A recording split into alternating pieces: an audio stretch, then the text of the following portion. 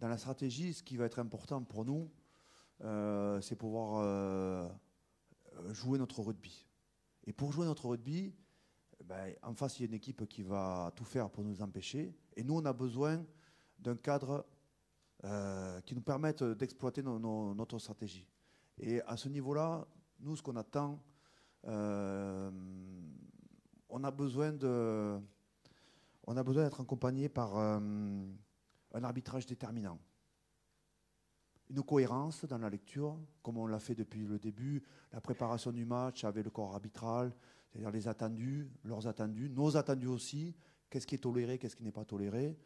On a besoin d'avoir une grande équité sur les points clés pour lesquels nous avons préparé ce match-là, c'est-à-dire les phases de conquête, la mêlée, être jugé de manière équitable sur la mêlée, les ballons portés, la lecture des ballons portés, notamment de la défense des ballons portés et de l'attaque des ballons portés, et aussi une grande équité parce qu'on veut mettre de la vitesse dans le jeu au sol, une grande équité dans la lecture du jeu au sol.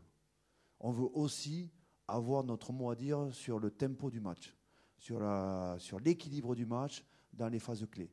Et pour cela, nous, on a besoin de jouer avec le corps arbitral.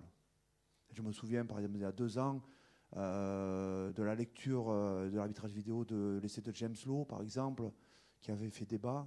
Voilà. Nous, on a besoin de se sentir à l'aise dans ce contexte fantastique qu'est l'Aviva Stadium.